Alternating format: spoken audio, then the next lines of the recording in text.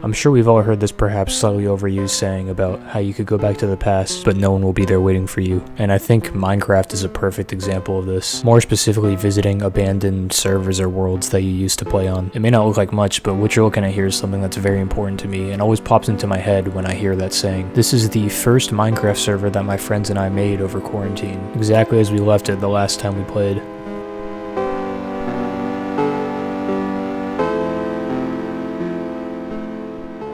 So sometime last year I had a dream that I was back in the old house I used to live in over quarantine for some reason, but it was completely abandoned of course since we've moved out. I was looking around my old bedroom and noticed that there was a door that I didn't know existed before. I opened it and went through it and it led me to another version of my old bedroom, except it was seemingly still lived in. There were blue LED lights on full brightness on the walls, and the gaming setup I had over quarantine was turned on, sitting in the corner of the room. There were game discs laying around in stacks, which I never used. That's interesting. But the monitor was displaying something like someone was actually playing games on it, although it seemed more like a mess in the dream. But I got a weird sensation that that was me who was playing. And for a brief moment, I could feel or see myself, or at least a version of myself, playing on that setup. I could feel that he was a lot less worried about things. The only thing I remember after that is a feeling of extreme sadness and even crying. When I think about my time during quarantine, I kind of see a blur that feels like it both spans decades and only a year or so at the same time. I'm probably not alone in saying that this was an extremely low point in my life. Aside from, general isolation and loneliness, I would say that my overall self-care was at an all-time low, and my routine, like many others, consisted of sitting in online school and playing video games for the rest of the day. Most of the time during online school as well. In particular, I spent hours upon hours playing Minecraft. It's no secret that nostalgia has a tendency to make us think fondly upon the good times and kind of forget the bad ones.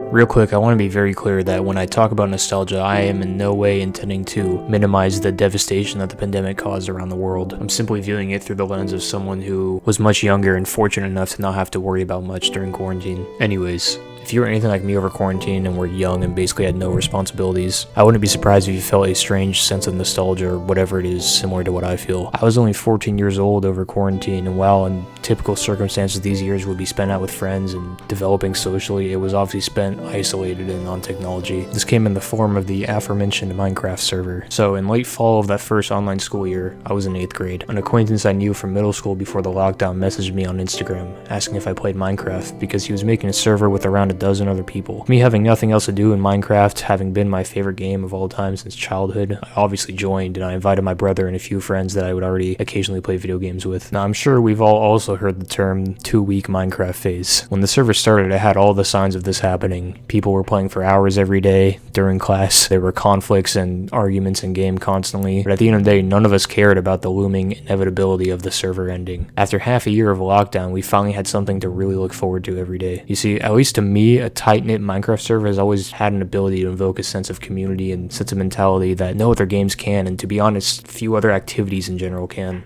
Despite the arguments, the server gave us an opportunity to form a community and socialize during an otherwise very socially isolated period of time in our lives. This is especially important at our ages. As I mentioned earlier, we were all in middle school or even younger. Through Minecraft, we got something that had been taken away from us by quarantine. No matter what time you logged into the server, there were always a few people on. People would call in Discord when playing and generally just have a good time. Of course, the server also needed a name, and after a Discord poll done by clicking emoji reactions, we settled on Stoneheart. Honestly, I have no idea where this name came came from, but we all liked it and it stuck. And to top it all off, the 2-week Minecraft phase theory was actually proven incorrect with this server. Although it did eventually end, the server ended up lasting a few months, but eventually people did stop playing, and my friend who made it didn't want to run it anymore. So everyone on the server went a month or so without any Minecraft server, slowly drifting apart and kind of sticking to their small little groups they formed on the server. But it was still quarantine and people still yearned for that sense of community, for a way to collaborate and socialize while playing video games because there wasn't really anything else to do. So I decided to make my own server, of course calling it Stoneheart 2. Basically the same thing happened as the first one, except on a much larger scale. More people were invited to this one, and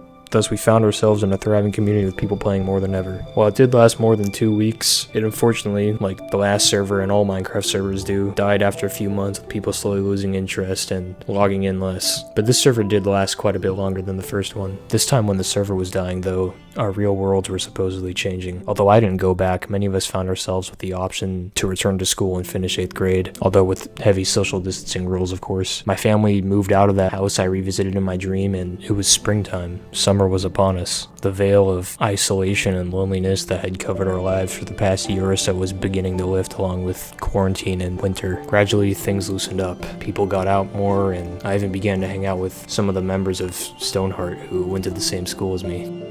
But did we just forget our days in Minecraft and return to our normal lives as soon as summer ended and the next school year started? Well, for the most part we did. As abruptly as quarantine had started isolating us from social interaction in our teenage years, we were launched back out into high school, requiring myself and many others to, for the better, leave the life behind that we had built during quarantine. But along with that, I, in a sense, had to leave a version of myself behind. I'd be lying if I said that returning back to the real world and being able to go out wasn't great and a huge boost in happiness for me. I mean, I met many new friends in high school, strengthened friendships with existing ones, especially the ones from the Minecraft server, and really changed as a person. Yet a feeling of confusion and longing for something I just couldn't put my finger on lingered with me after high school started. Even though we'd seemingly moved on with our lives and forgotten about it in the excitement of starting high school and everything opening up, we actually made a Stoneheart 3 in the following winter break. With the new Caves and Cliffs update coming out, winter break starting, and a bunch of new players joining, everyone had to be excited about this one. Despite being glad that quarantine was over, I found myself strangely longing for those, mostly through the lens of nostalgia, carefree days of quarantine and playing Minecraft with my friends. And for a bit during that winter break, it kind of felt like that again. We were playing every day, probably more than we should have been, and the sense of community was present in the server while there was no high school to see my friends with. But as you probably guessed, winter break ended, and the server slowly started to die faster than ever. But instead of moving along with my life and being happy going back to school, I found myself taking the death of this server harder than I should have. As players fizzled out, eventually to 0, I found myself still playing for hours, being the only one online, building at spawn and trying to tell my friends to get on, only for them to play for an hour at most every now and then and just lose interest. For some reason I couldn't let this last server go. My second semester of my freshman year of high school was starting, and I found myself playing on the server mostly by myself every single day. In fact, for a week our high school went online due to a surge in COVID cases and a new variant, and I was still playing the server alone. When no one started playing during these new online classes or because of the new lockdown, I realized that despite what I felt like I should feel, I really was longing for the days of quarantine that my friends and I would spend playing Minecraft, with the server being the most important thing in the world. No sense of social belonging in the real world to worry about, no studying, no stress or social anxiety. Admitting this to myself was difficult because who wants to be the kind of person who's more comfortable in the quarantine? Who wants deep down to be socially isolated? Eventually this short lockdown ended and we really did return to our normal lives in high school. Although I probably wasn't fully ready, I just gave up playing the server and tried to get out there in the real world. My high school years went by, and although I never really forgot about the Minecraft servers, I just found other things to occupy my time with. We did make a few more shorter lived ones over winter breaks, but they typically only lasted the duration of the break, and I didn't find myself as invested as before. By the end of high school, as is common, I was hardly playing any video games, and I was genuinely excited to put myself out there in the real world. Looking back on the Minecraft and quarantine days is just a fond memory,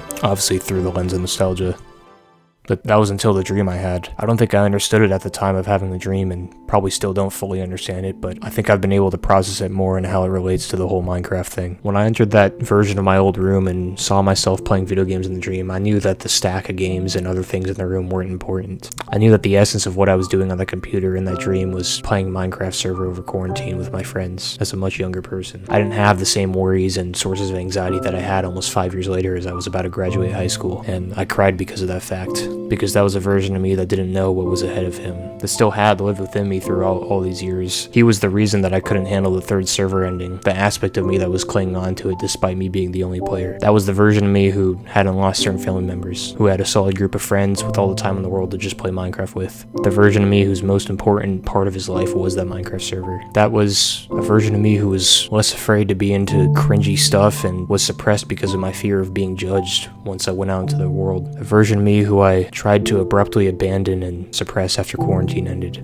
Before I'd find myself thinking about the servers or going back to them, reflecting on that saying about no one being there in the past for you, wondering why I couldn't just move on. But I didn't realize that in that saying I could kind of find what had been missing the whole time. I mentioned abandoning our quarantine lives as abruptly as they had started, and with them a version of myself that I had built during those very important years of my youth. Albeit by isolation and lots of sadness, but still a part of me that I had abandoned, and that part of me had been left with these Minecraft servers. I saw that version of myself in my dream and realized that that was never going to be me again, and that's why I was filled with such anguish. But that's what led me to realize what it was that I had to do this whole time. It was never supposed to be about trying to return to that version of myself by just playing Minecraft all day during high school or completely abandoning it either. I neglected to do what was necessary all along, and that was accept that part of myself and move forward in my life, building a more fulfilled and meaningful existence using all my experiences, positive and negative.